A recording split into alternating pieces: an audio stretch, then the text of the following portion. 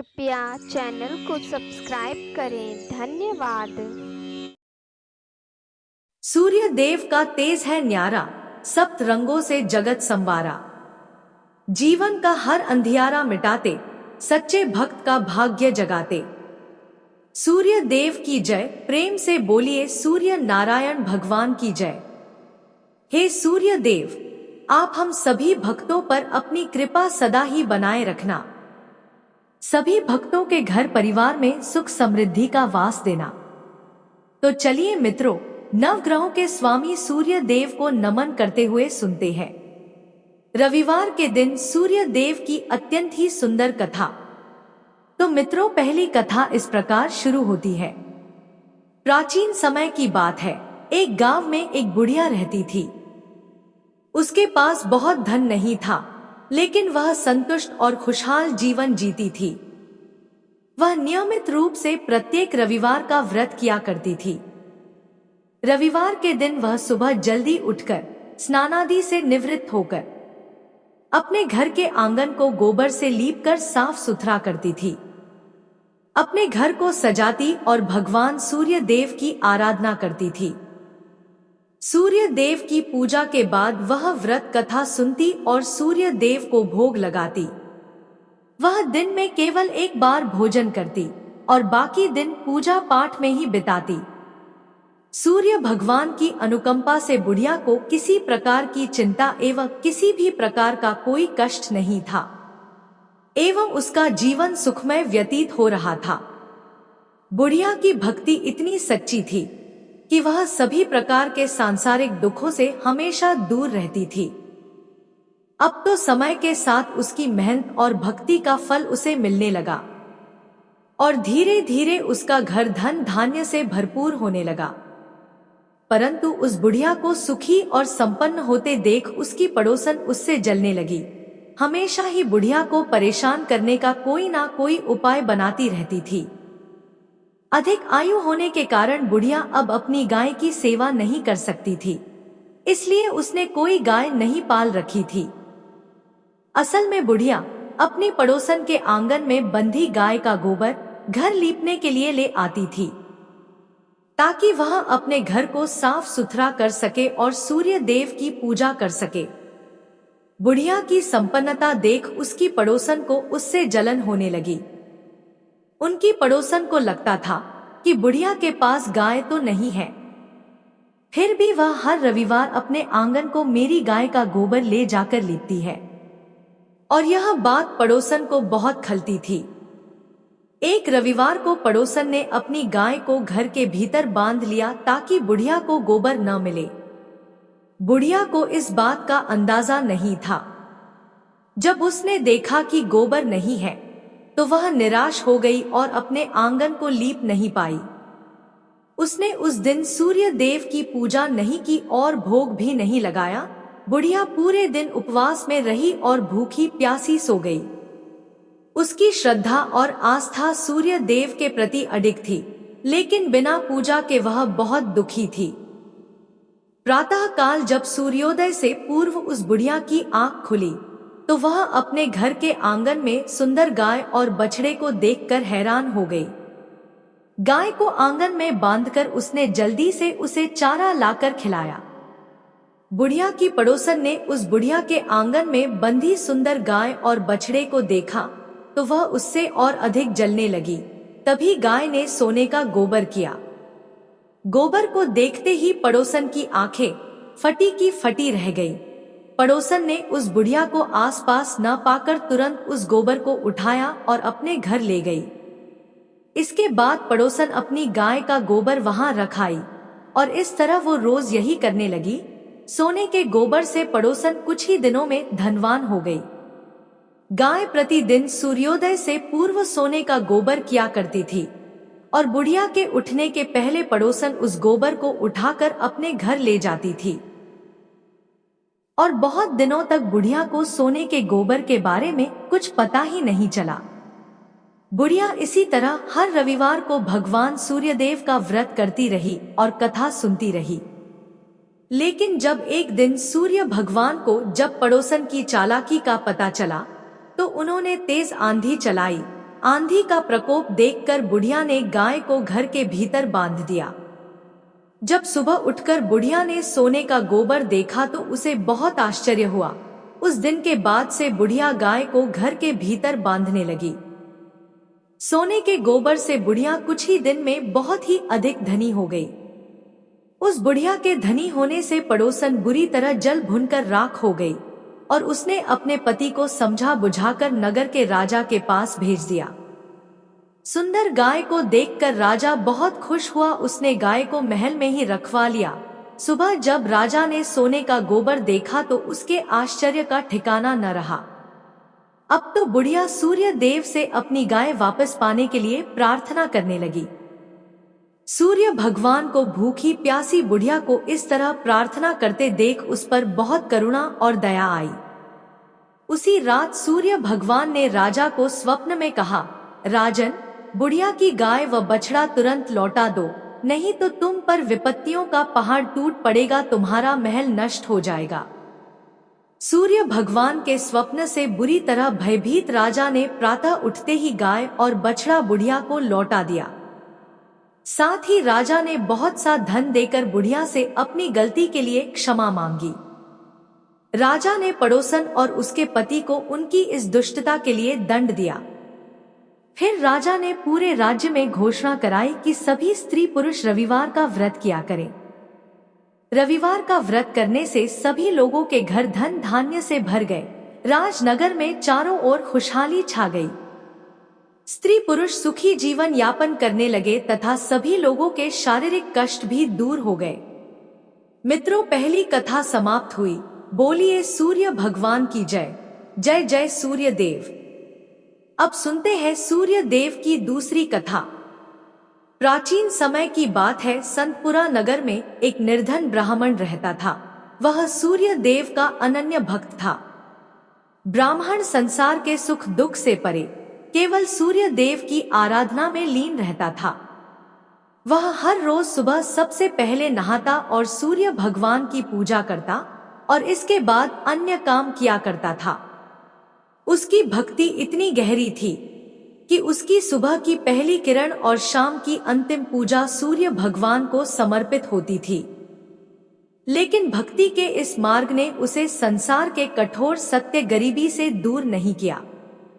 उसकी झोपड़ी टूटी फूटी थी और पेट भरने के लिए घर में एक समय का भोजन भी नहीं हो पाता था। उसकी पत्नी रोज उसे ताने देती कि दिन भर पूजा करते हो, लेकिन घर में चूल्हा जलाने को अन्न तक नहीं होता है। भला कहीं भक्ति से पेट भरता तो क्या ही बात होती। ब्राह्मण हर रोज अपनी पत्नी की बातें सुनता, लेकिन अपनी भक्ति से डिगता नहीं था। उसके पड़ोसी भी उसे निकम्मा कहकर अपमानित करते थे कि सारा दिन इधर उधर घूमता है, जैसे कोई बड़ा तपस्वी हो। अब धीरे धीरे इन तानों और उपेक्षाओं ने उसके मन को गहराई तक आहत करना शुरू कर दिया था। एक दिन उसने निर्णय लिया कि अब इस संसार को छोड़कर केवल सूर्य भगवान की शरण में चला जाऊंगा। इसके लिए ब्राह्मण ने अगली सुबह जल्दी उठकर स्नान किया, पूजा की सामग्री ली और जंगल की ओर चल पड़ा। चलते चलते उसे एक निर्जन स्थान मिला, जहां एक सूखा हुआ पीपल का पेड़ और एक लगभग सूखा हुआ तालाब था। ब्राह्मण ने सोचा, यही स्थान मेरी भक्ति के लिए उपयुक्त है। उसने पीपल के नीचे बैठकर सूर्य भगवान की आराधना शुरू की। पूजा समाप्त होने पर उसने तालाब से थोड़ा सा पानी लिया और सूर्य भगवान को अर्घ्य दिया। जैसे ही पानी बहकर पीपल की जड़ों और तालाब में पहुंचा, एक अद्भुत चमत्कार हुआ। सूखा हुआ पीपल हरा भरा हो गया, उसकी शाखाएं हरी भरी पत्तियों से भर गईं। वहीं तालाब स्वच्छ जल से भर गया। जब ब्राह्मण ने सूर्य देव की आवाज सुनी तो वह घबरा गया और सोचने लगा कि इस पीपल में कोई भूत रहता है, जरूर वही मुझे आवाज दे रहा है। और ब्राह्मण बिना कुछ कहे वहां से लौट गया। अब तो हर रोज जब ब्राह्मण पूजा करता, तभी उस तालाब से आवाज आने लगती। रोज यह सुन सुनकर वो चिंतित होकर दुबला होने लगा। ब्राह्मण की पत्नी कभी कभी उससे मिलने जंगल में जाती थी। एक दिन उसने अपने पति से पूछा, आप दिन पर दिन दुबले हुए जा रहे हैं। उसने अपनी पत्नी को सारी घटना कह सुनाई। उसकी पत्नी, जो सामान्यतः उसे ताने देती थी, इस बार अपने पति की बात सुनकर गंभीर हो गई। उसने कहा, यह कोई भूत प्रेत नहीं है, यह स्वयं सूर्य भगवान है, जो तुम्हारी भक्ति से प्रसन्न होकर तुम्हें वरदान देना चाहते हैं। ब्राह्मण ने चिंतित होकर पूछा, लेकिन मैं उनसे क्या मांगू? मेरी मांग छोटी हो तो जीवन भर पछतावा रहेगा, और अगर मैं कुछ भूल गया तो? पत्नी ने मुस्कुराते हुए कहा, तुम्हें उनसे यह मांगनी चाहिए कि नौखंड के महल में सोने के पालने में अपने पोते को झूलते हुए अपनी आंखों से देख सको। इससे तुम्हें धन, संतान, सुख और दीर्घायु सब कुछ मिल जाएगा। अगले दिन ब्राह्मण ने उसी स्थान पर जाकर सूर्य भगवान की पूजा की। पूजा के अंत में सूर्य भगवान फिर प्रकट हुए और बोले, हे ब्राह्मण, अब बोलो तुम्हारी क्या इच्छा है? ब्राह्मण ने साहस बटोरकर वही शब्द कहे जो उसकी पत्नी ने सिखाए थे। सूर्य भगवान मुस्कुराए और बोले, तथास्तु, तुम्हारी मनोकामना पूरी होगी। जब ब्राह्मण घर लौटा तो उसने देखा कि उसकी टूटी फूटी झोपड़ी की जगह एक विशाल और भव्य महल खड़ा था। महल के चारों ओर दास दासियां कार्य कर रही थी। अंदर से उसकी पत्नी सुंदर वस्त्रों और आभूषणों से सजी हुई बाहर आई और बोली, स्वामी, यह सब आपकी भक्ति का फल है। सूर्य भगवान ने आपकी मनोकामना पूरी कर दी। ब्राह्मण ने विस्मित होकर पूछा, इतना धन लेकर हम करेंगे क्या? पत्नी ने उत्तर दिया, हम इसे धर्म और परोपकार के कार्य में लगाएंगे। यज्ञ, हवन और दान पुण्य से ही इस धन का सही उपयोग होगा। और इस प्रकार से ब्राह्मण की ख्याति शीघ्र ही नगर भर में फैल गई। जब राजा को इस बात का पता चला तो उसने ब्राह्मण को अपने दरबार में बुलाया और पूछा, कल तक तो तुम्हारे पास खाने को अन्न नहीं था, आज यह वैभव कहां से आ गया? क्या तुमने चोरी की है? डर के कारण ब्राह्मण ने पूरी घटना विस्तार से राजा को बताई। राजा ने कहा, क्या सूर्य देव मेरी मनोकामना भी पूरी करेंगे? मेरे पास सब कुछ है, परंतु संतान सुख से वंचित हूँ। ब्राह्मण ने राजा को सूर्य भगवान की आराधना की विधि बताई और राजा ने पूरे नियम और श्रद्धा से सूर्य भगवान की पूजा की। कुछ ही समय बाद सूर्य भगवान ने राजा को एक तेजस्वी पुत्र का आशीर्वाद दिया और इस प्रकार से सभी लोग सुख पूर्वक जीवन व्यतीत करने लगे। मित्रों, इस कथा से हमें यह सीख मिलती है कि सच्ची भक्ति में अद्भुत शक्ति होती है। भक्ति का मार्ग कठिन अवश्य है, परंतु यदि श्रद्धा और समर्पण सच्चा हो तो ईश्वर की कृपा से असंभव भी संभव हो सकता है। ब्राह्मण की निष्ठा और विश्वास ने न केवल उसे सुख समृद्धि प्रदान की, बल्कि संसार को यह संदेश भी दिया कि धर्म और परोपकार से ही सच्चा जीवन संभव है। कथा समाप्त हुई। बोलिए मित्रों, सूर्य नारायण भगवान की जय। अब सुनते हैं अंतिम कथा। एक समय की बात है जब सूर्य नारायण भगवान अपनी पत्नी रानी संज्ञा के साथ सुखमय जीवन बिता रहे थे। एक दिन रानी संज्ञा के मायके से संदेश आया कि उन्हें अपने पीहर आकर कुछ समय बिताना चाहिए। रानी संज्ञा का मायके जाने का मन नहीं था, लेकिन सूर्य भगवान ने उन्हें समझाया और आग्रह किया कि वह मायके जाए। उन्होंने वादा किया कि वह उनके लिए बहुत सारी सुंदर और उपयोगी वस्तुएं भेजेंगे और इस तरह से रानी संज्ञा मायके चली गईं। कुछ समय बाद सूर्य भगवान ने उनके लिए कई वस्तुएं भेजीं, जिनमें चौपड़, पासा, पचेटा, आती डोरा और मिठाइयां थीं। उन्होंने इन वस्तुओं को बड़े प्यार से भेजा ताकि रानी संज्ञा खुश हो सके। रानी संज्ञा की भाभियां स्वभाव से चंचल और मजाकिया थी। उन्होंने सूर्य भगवान द्वारा भेजे गए इन उपहारों के डिब्बों को खोला और सारा सामान निकालकर उनकी जगह कंकड़, पत्थर और कांटे भर दिए और फिर उन्होंने डिब्बों को वैसे ही बंद कर दिया जैसा उन्हें मिला था। जब रानी संज्ञा ने इन डिब्बों को खोला और उनमें से सामान निकालने के लिए हाथ डाला तो उनके हाथ में कांटे चुभ गए। उनकी भाभियां यह देख जोर जोर से हंसने लगी। यह देखकर रानी संज्ञा को बहुत गुस्सा आया, लेकिन वह कुछ कह नहीं पाई। कुछ समय बाद सूर्य भगवान रानी संज्ञा को वापस लेने आए, लेकिन जब रानी संज्ञा ससुराल लौट आईं, तो उन्होंने सूर्य भगवान से बात करना बंद कर दिया। यहाँ तक कि वह अपनी सासू माँ और अन्य परिजनों से भी कोई बात नहीं करती थी। अब तो सूर्य भगवान को यह बात बहुत अजीब लगने लगी। उन्होंने अपनी माँ से पूछा, माताजी, क्या रानी संज्ञा आपसे बात करती है? उनकी माँ ने कहा, नहीं बेटा, जब से वह मायके से लौटी है उन्होंने किसी से बात नहीं की। सूर्य भगवान को यह चिंता का विषय लगा। उन्होंने अपनी माँ से कहा, आज आप उनसे कहिए कि घर में साल यानी चावल की बोरी रखी है, उससे चावल निकाले, लेकिन ध्यान रखें कि एक भी चावल टूटना नहीं चाहिए। जब रानी संज्ञा को यह काम बताया गया तो वह और अधिक दुखी हो गई और उन्होंने अकेले में बैठकर रोना शुरू कर दिया। फिर वह छत पर गई और चिड़ियों को पुकारने लगी। उन्होंने चिड़ियों से कहा, मैंने हमेशा तुम्हें दाना डाला है, अब मेरी मदद करो और इन चावलों को छील दो। चिड़ियों ने उनकी पुकार सुनी और सभी चावल छीलकर उड़ गईं। सायंकाल में सूर्य भगवान ने अपनी माँ से फिर पूछा, माताजी, रानी संज्ञा ने कुछ कहा? माँ ने जवाब दिया, नहीं बेटा, वह कुछ नहीं बोली। सूर्य भगवान ने कहा, अब आप उनसे कहिए कि 108 छेद वाली मटकियों में पानी भरें। जब रानी संज्ञा को यह काम बताया गया तो वह तालाब के पास जाकर बैठ गई और वहीं रोने लगी।